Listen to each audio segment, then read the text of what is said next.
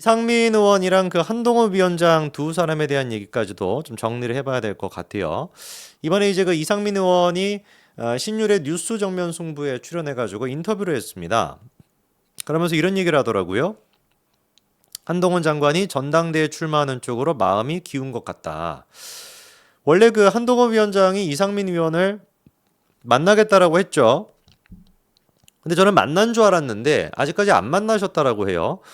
그래서 이제 그 약속을 원래 했었는데 이상민 의원 같은 경우도 다른 일정들이 막 생기고 그래가지고 미루다가 아직까지 못 만났다라고 합니다. 그래서 만날 거다라고 하는 얘기가 지난주쯤에 나왔던 것 같은데 뭐 사실 뭐 시간이 많이 지나진 않았으니까 뭐 조만간 만날 것 같긴 하지만 어쨌거나 약속이 조금 미뤄주고 이래가지고 아직까지는 이상민 의원이랑 한동훈 위원장이 안 만났다라는 겁니다. 그런데 아직까지 한동훈 위원장을 만나서 직접적인 얘기를 듣지는 않았지만 이상민 의원이 보기에도 한동훈 위원장이 전당대회 출마 쪽으로 마음이 기운 것 같다라고 평가를 한다라는 거죠. 그래서 구체적인 워딩은 제가 직접 들은 건 아니지만 미뤄 짐작해 보면은 딱히 안 나간다라는 건 아닌 것 같다라고 지금 얘기하시는데 이거는 굉장히 좀 의미가 있죠. 왜냐면은 이상민 의원 같은 경우는 지금까지 한동훈 위원장이 당대표로 나가는 거에 대해서 부정적인 입장을 보이지 않았었습니까? 그래서 뭐 자기도 오늘 하는 얘기가 총선 결과가 안 좋았기 때문에 진두지휘에 있었던 비대위원장으로서는 전당대회는 나가지 않는 게 마땅하고 자연스럽다라고 본다. 사실 그게 우리가 생각하는 상식도 맞습니다. 그렇죠? 근데 문제가 뭐였던 거예요? 그 상식을 깨버렸던 사람들이 홍신 아니었습니까? 홍준표, 심평. 그리고 거기에다가 친윤 쪽이 보여주고 있는 그 말도 안 되는 노선들. 이철규나 윤재옥이나 이런 사람들이 보여주는 모습들. 거기에다가 조정훈까지 가세를 해가지고 총선백서 TF 등이 보여주고 있는 그런 편향된 모습. 이런 것까지 싹 다 가세를 하다 보니까 한동훈 위원장이 안 나갈 수가 없는 그런 환경이 돼버린 거예요. 윤석열 대통령조차도 한동훈을 제거하려고 하다 보니까. 그래서 이상민 의원이 평가하는 게 뭐냐면 어수선하고 무기력증에 빠져 있는 당을 수습할 수 있는 최적임자라고 생각하는 분들이 상당히 많이 있다. 그 점에 대해서 반론을 제기하기가 쉽지는 않다. 이렇게 이상민 의원이 평가하고 있습니다.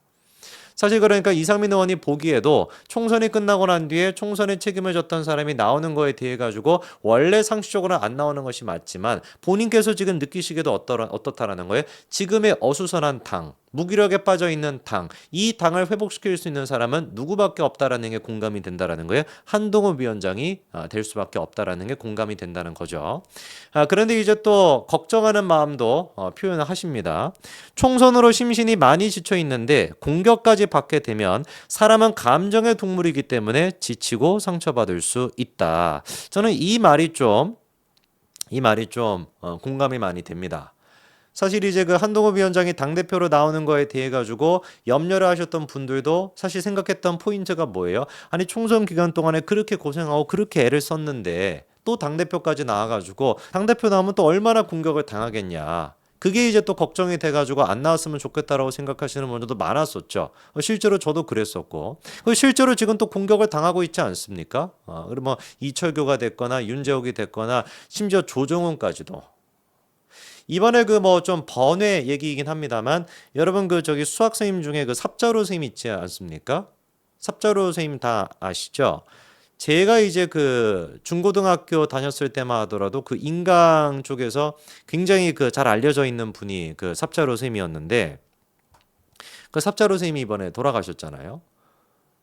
근데 이분이 이제 그 댓글 조작이랑 그거에 대해서 이제 폭로를 좀 하시고 그것 때문에 이제 그 인강 업체로부터 손해배상 청구 뭐 이런 것까지 당해가지고 배상을 해줘야 됐던 금액 한 70억 정도 됐던 걸로 제가 압니다.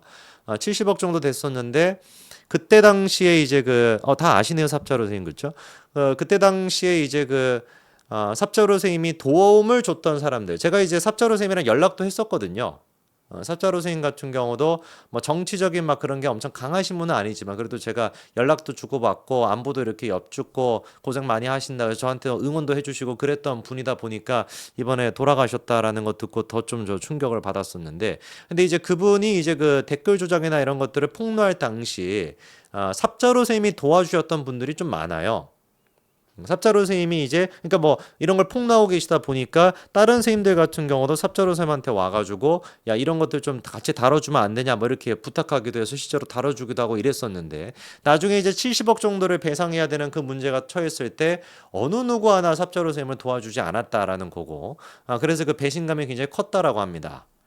근데 이제 그때 당시 도움을 주셨던 분이 이건 뭐 사실 공개되어 있는 얘기니까 메가스터디의 그 손준 회장 지금은 이제 그 동생분께서 하고 계시는데 메가스터디는 뭐 어쨌거나 손준 회장이 발 뻗고 나서 가지고 삽철호 선생님 많이 도와주셨다라고요. 병원을 잡고 그 뇌출혈로 쓰러지시지 않았습니까? 삽철호 선생님이 이제 그 스트레스를 워낙에 많이 받아가지고 뇌출혈로 쓰러졌는데 병원도 막 제대로 못 잡고 막 그랬대요. 막 병원비도 막 한 달에 막 수천만 원 나고 막 이러니까. 근데 그걸 이제 병원이랑 연결시켜주고 이런 병원비나 이런 거 도움을 주셨던 분이 이 손준 회장이라 하더라고요. 근데 이제 손준 회장은 아시는 것처럼 삽자루 선생님이랑은 또 왼수입니다. 메가스터디 자체가. 메가스터디도 이제 그 댓글 조작했다 뭐 이런 식으로 삽자루 선생님 막 폭로하기도 해가지고 그 왼수 중에 왼수인 건데 그래도 손준 선생님이 이렇게 발 뻗고 나서가지고 도움을 주셨고 그리고 또 뭐 구체적인 얘기는 또 막 공개가 안 돼 있습니다만 이번에 이제 그 돌아가시게 되고 그리고 또 애당초 그렇게 또 쓰러지시게 됐던 것도 뇌출혈이 왔던 것도 소송 때문이라기보다도 그 배신감 때문이 훨씬 더 크다라고 하더라고요.